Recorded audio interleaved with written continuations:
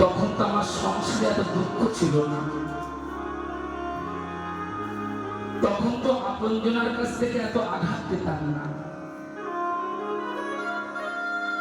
তখন তো আপনজনের কাছ থেকে এত ব্যথা পেতাম না। কথাগুলো কিন্তু বুঝবে।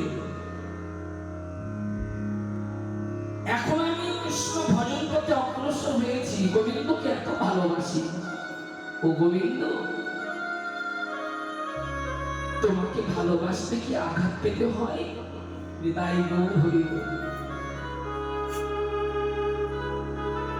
আজকে শুনে নিন, গোবিন্দকে যে যত বেশি ভালোবাসবে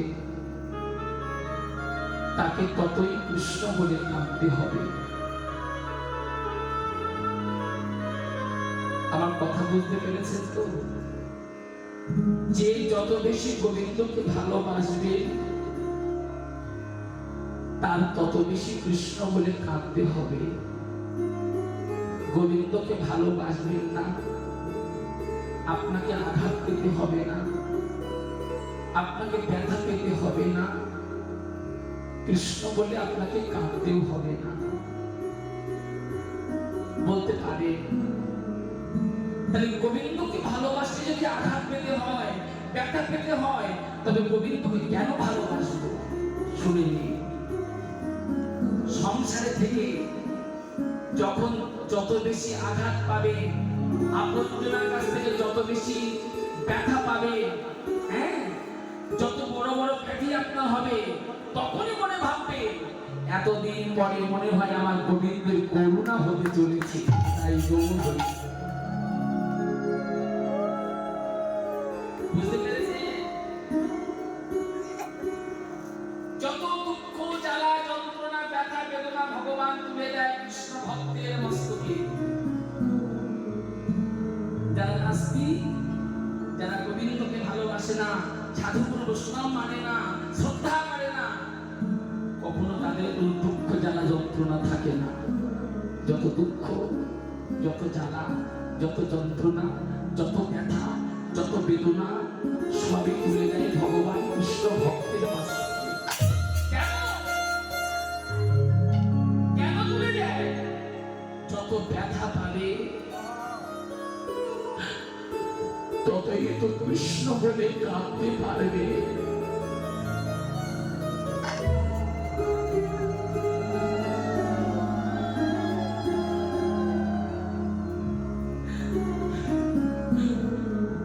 যত সংসার থেকে আঘাত পাবে ততই তো গোবিন্দের প্রতি ভালোবাসা জন্মাবে। এটাই গৌর হরি বল।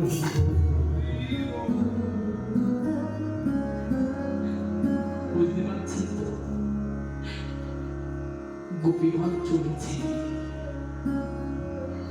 ভঙ্গিমাটা কেমন জানো? বিছড়ি দেহ নিজ দেহ, এক নয়নে কাজল হলে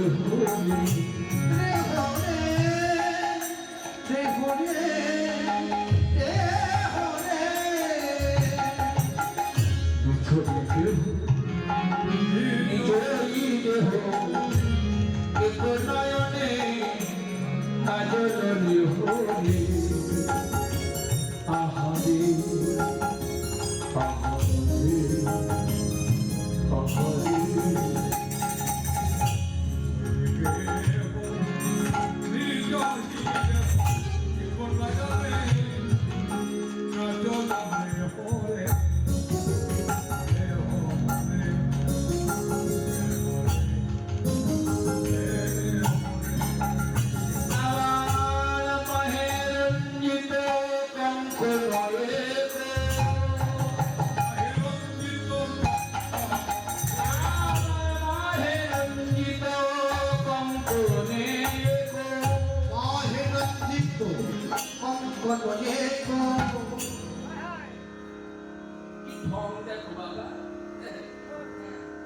আবারে কুকুণ্ডল দলনি কুকুণ্ডল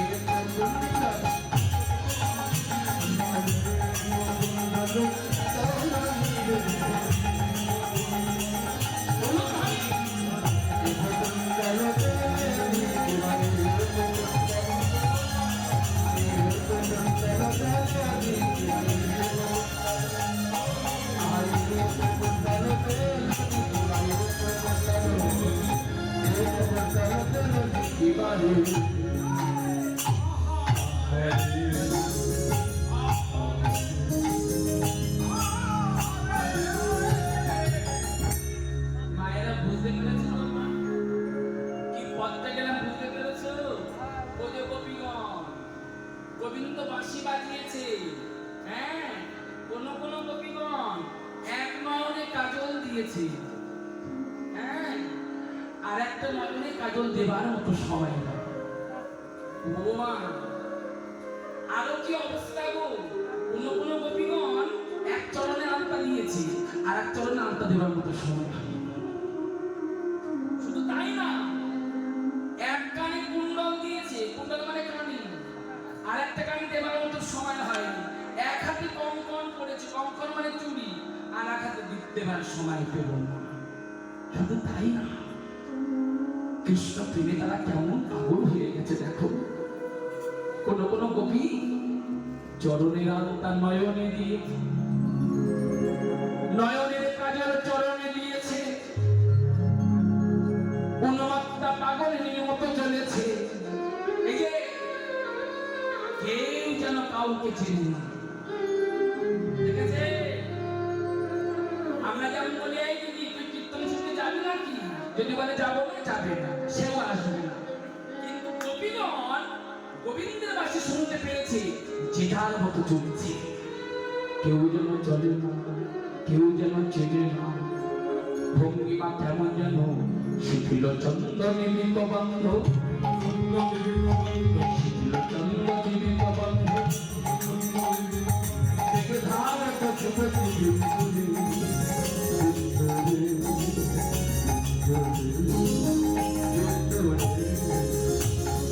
ওই ছানা মিলালে দেখুন চন্দ্র, ওই ছানা মিলালে দেখুন চন্দ্র। হায় হায় গোবিন্দ দাস বলনি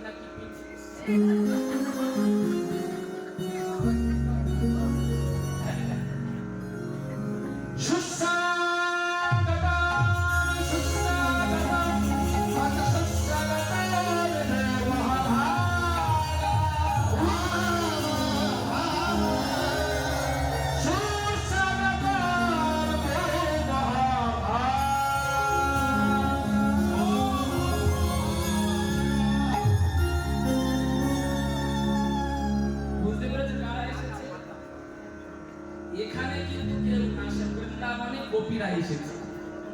কার কাছে এসেছে জোরে বলো? মিঠুন চক্রবর্তী কাছে,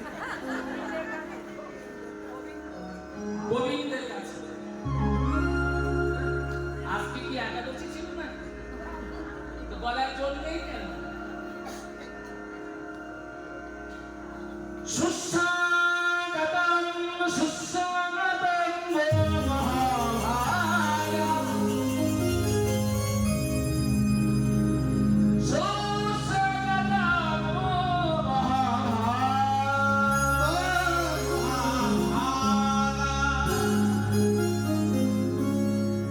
এই যে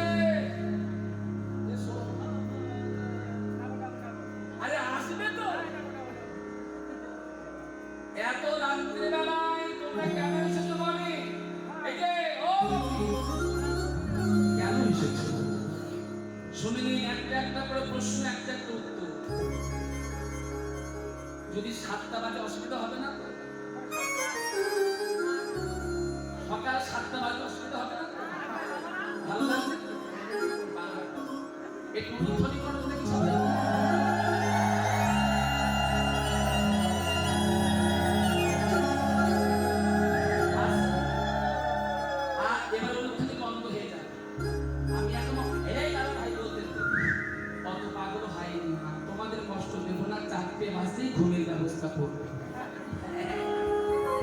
আমার আবার এখান থেকে যেতে হবে নন্দীগ্রাম, বুঝতে পেরেছো? মেদিনীপুর যাই না। আরে এত রাত্রি বেলা তোমরা কোথা থেকে এলো? আরে কিছু বলছো না কেন? আরে ঘরে কি তোমরা কলহ করেছো? অনেক সময় ঘরে গন্ডগোল হয় না? তোমার ঘর করবো না, চলে যাও, তাই না? হ্যাঁ, গোপী পতিপুত্রের সঙ্গে কি কলহ করেছো? একটা একটা করে প্রশ্ন করছি, খুব ভালো করে শোনো। আপনার বাড়িতে আপনার ছেলের অন্নপ্রাশন, আপনি সবার বাড়িতে বাড়িতে গিয়ে নিমন্ত্রণ করলেন, আমার নাতি ছেলের অন্নপ্রাশন নিমন্ত্রণ রইল, বুঝতে পারছেন তো না? আপনি নিমন্ত্রণ করেছেন, আপনার বাড়িতে সময় মতো এসে হাজির হয়েছে প্রেজেন্টেশন নিয়ে, মানে উপহার নিয়ে। এইবার আপনি গেটে দাঁড়িয়ে বলছেন, এই যে এই যে এই যে তুমি কেন এসেছো? তো তোমাকে তো নিমন্ত্রণ করেনি, বুঝতে পেরেছে? ভগবান বিষ্ণু বাঁশি বাজাইয়ে গোপীদের ঘর আগুন ধরাইয়ে দিয়ে পতিপুত্র ছেড়ে দিয়ে এসেছে গোবিন্দের কাছে। যার কাছে এলো, যে ডাকলো, সে বলছে কেন এসেছো? আচ্ছা বলুন তো, আমার কথাগুলো কিন্তু ভালো করে বুঝবেন। আপনার মেয়ে শ্বশুরবাড়ির সংসার করতে পারছে না, খুব গন্ডগোল হচ্ছে, মেয়ে চিন্তা করছে আমি আমার শ্বশুরবাড়ির দরকার নেই, বাপের বাড়ি চলে যাবো। শ্বশুরবাড়ি যা ছিল গন্ডগোল অশান্তি করে ভেঙে চুরি চুরমার করে দিয়ে এলো বাপের বাড়ি। এবার বাপের বাড়ি ঢুকতে যাবে, জন্মদাতা পিতা বলল তোমার জায়গা হবে না। বলুন এবার মেয়েটা কোথায় যাবে? ঠিক সেই রকম জায়গা, ঠিক সেই রকম জায়গা। গোপী স্বামী ছেড়ে দিল, ঘরে আগুন জ্বালাইয়ে দিয়ে এসেছে গোবিন্দের কাছে। গোবিন্দ বলল তোমরা কেন এসেছো? গোপী দাঁড়াইয়ে দাঁড়াইয়ে মনে ভাবে আর নয়ন জলে বুক ভাসাইয়ে দিয়ে কেঁদে কেঁদে বলে, বলো এবার আমরা কোথায় যাব? কোথায় যাব?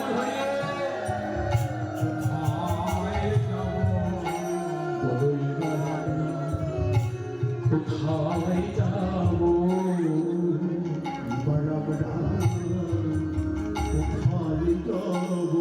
গোবিন্দ চরণে যদি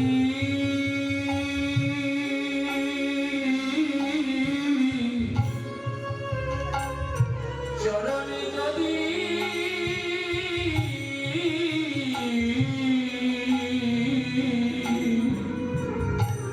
জায়গা না হয়, এবার আমরা কোথায় যাব?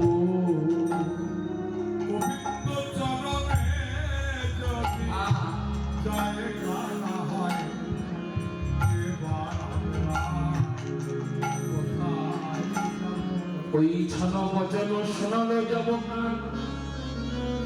বড় যে রমণী গণের সাজানো নয়ন। একটা করে বুঝবেন, ভাঙ্গলি কুলশীল মুরলিত গানে, মুরলিত গানে ওদের বাবা খুব তো জ্ঞান দিচ্ছে, কতটা সর্বনাশ করেছে।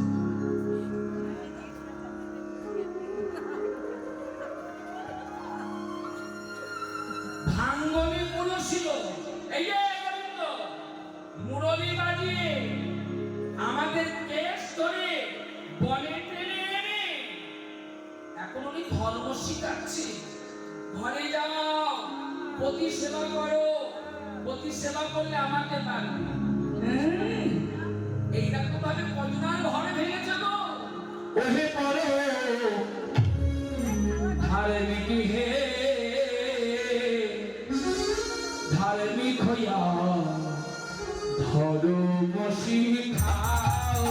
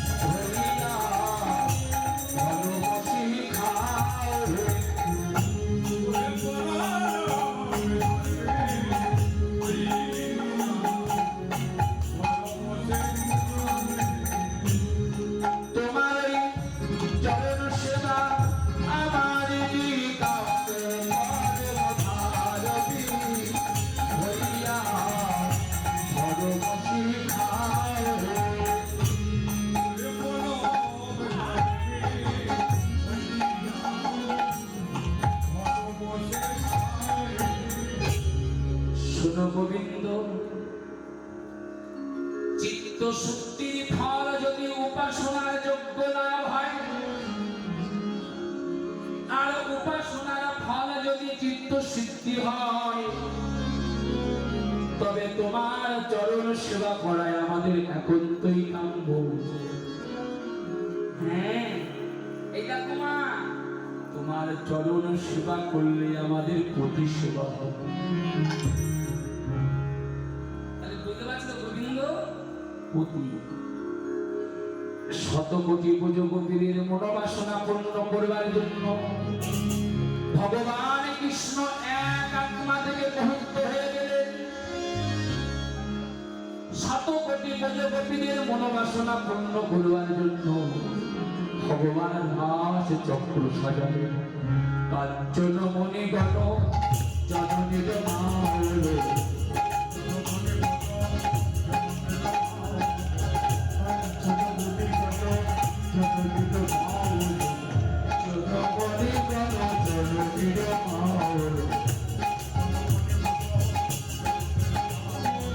রমণী মন্ডলে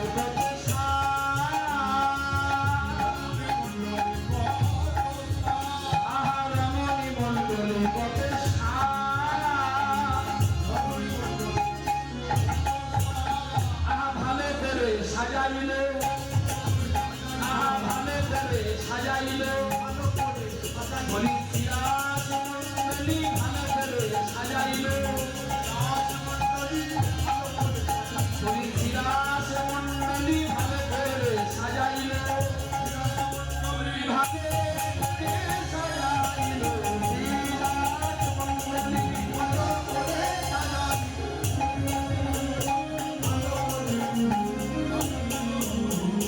এইবার রাসমণ্ডলী ভালো সুন্দর করে সাজিয়ে ভগবান কৃষ্ণ ওই রাসমণ্ডলীর মধ্যে কি করতে লাগলো জানো? বাঁশি বাজাতে লাগিল,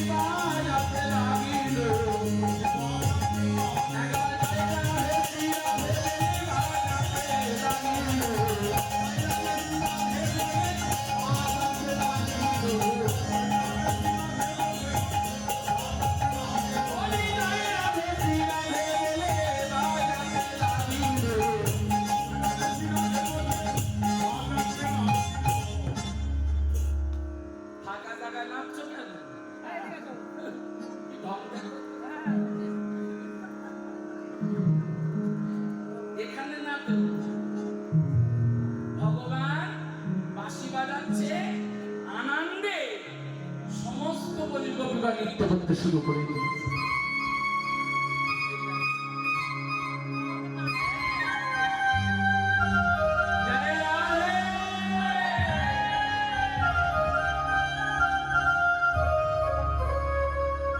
সমস্ত বলিগোপীরা নৃত্য করতে শুরু করে দিয়েছে। ভগবান রাস চক্রের মধ্যে দাঁড়িয়ে হাতটা বাড়িয়ে দিয়ে ডাকছে, এই বল তোমাদের মধ্যে আগে কে নাচবে? বলছি কেউ নাচবেন না?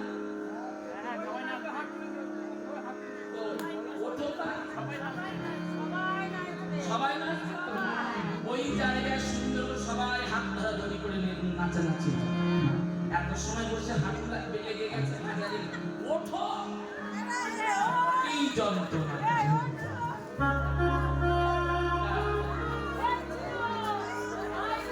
হুড়ুহুড়ি করবা না কিন্তু, পিছন দিকে সরে সরে যাও, সবাই মিলে একসঙ্গে নাচে। ওপরে ওঠে, এখানে নাচে যাবে না, বা একটু ফাঁকা ফাঁকা করে দাঁড়ো,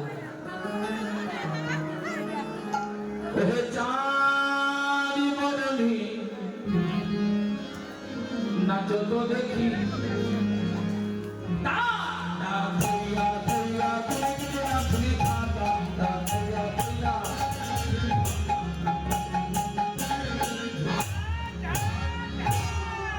বাজে ত্রিগড়ে ডাকি ঝা বাজে ত্রিগড়ে ডাকি ঝা বাজে ত্রিগড়ে ত্রিগড়ে ত্রিগড়ে ত্রিগড়ে ত্রিগড়ে ত্রিগড়ে ঝা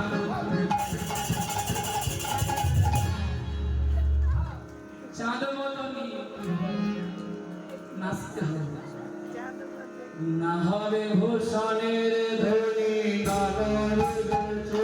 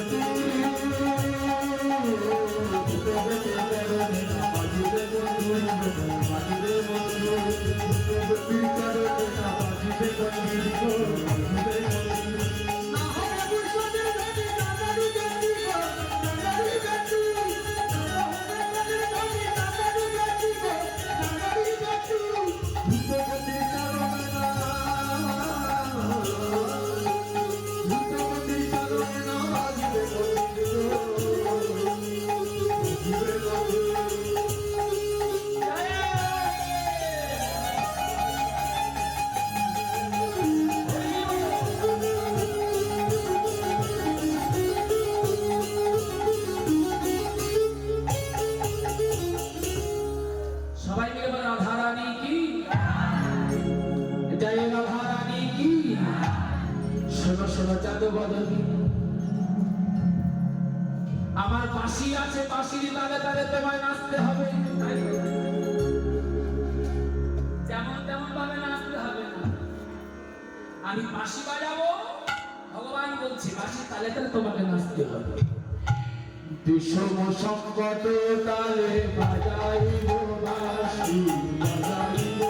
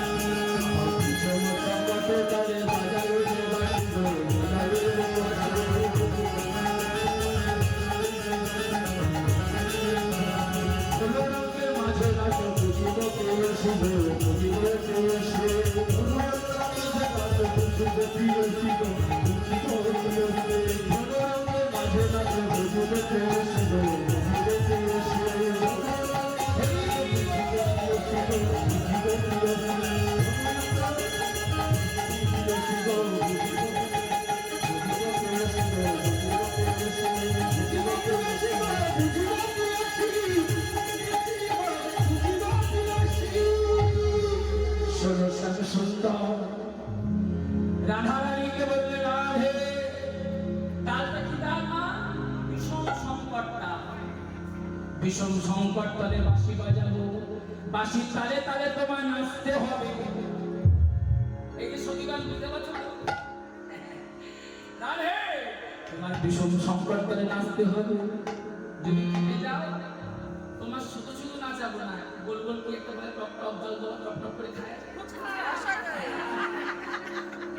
তখন তো এই জিনিস ছিল না এখন ওই বেক করা করি ভালো পুরস্কার দিন তখন ওই জিনিস ছিল না শোনো রাধে তোমায় আমি যদি জিতে যাও তোমায় কি দেবো জিতলে তোমারে দিব মোহন মুরলি মোহন মুরলি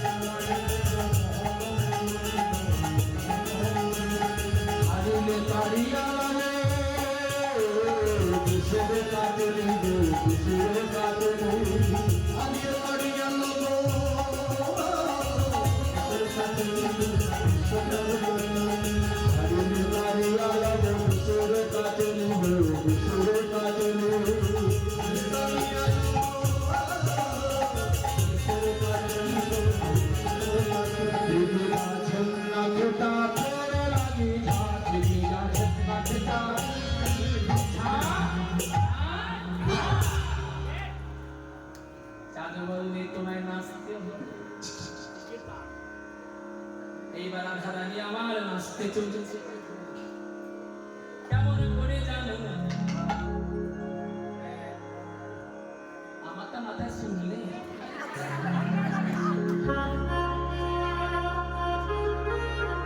রাধারানী নাচতে চলেছে কেমন করে জানো ও কি আরে ধনী আরে ধনী আরে ধনী থামকি চলো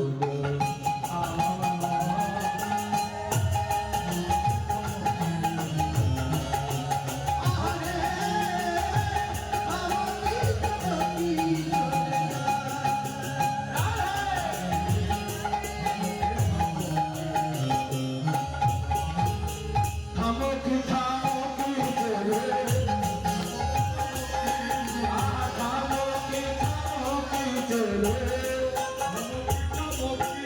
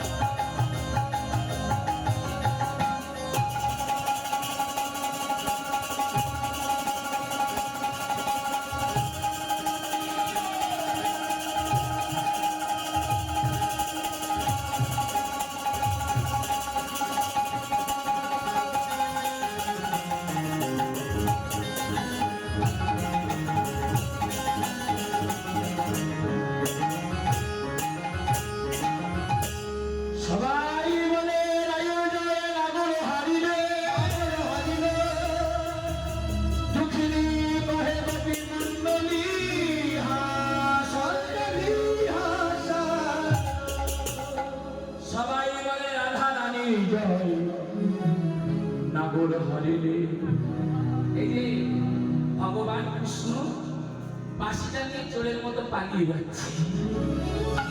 রাধারানী জয় হয়ে গেছে তো বিশাখা ছুটি ছুটি নিয়ে ভগবান কৃষ্ণের কাছ থেকে মুরলী কারাকারি করছে। আমাদের রাধারানী নৃত্য বলে দেখতে খুব ভালো লেগেছে। ভগবান কৃষ্ণ বলল, ললিতা ও বিশাখা, আমার বলতে যা আছে সর্বস্ব নিয়ে নাও, কিন্তু মুরলী নিও না। কেন জানো? এই মুরলী হলো আমার রাধা নামে সাধা মুরলী। ললিতা সখী বলল, শ্যাম সুন্দর, মুরলী তোমায় দিতে পারি। একটি শব্দ বলে কি দিতে পারি, যদি তুমি আমাদের রাধারানীর মতো নৃত্য করতে পারো। বাঁকা শ্যাম তোমাকে নাচিতে হবে, শ্যাম তোমাকে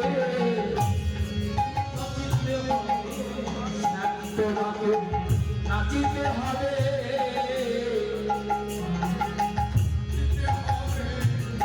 দিকে নাচে নাচে তাদের রাধিকা।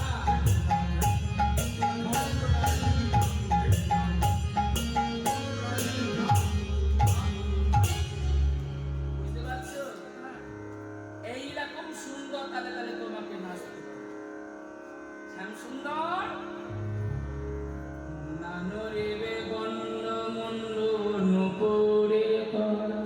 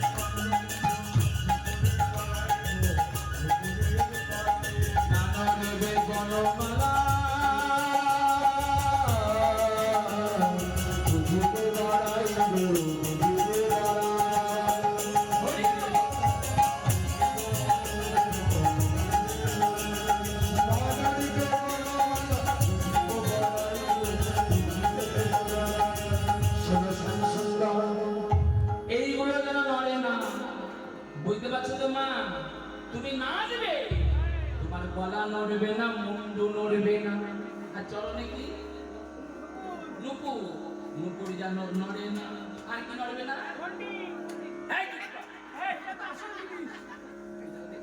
আসল জিনিস আগে বলা দরকার। আর একটা জিনিস নড়বে না, কি? গলার মালা। শ্যাম সুন্দর আর একটা জিনিস আছে, তোমার ঘন্টা যা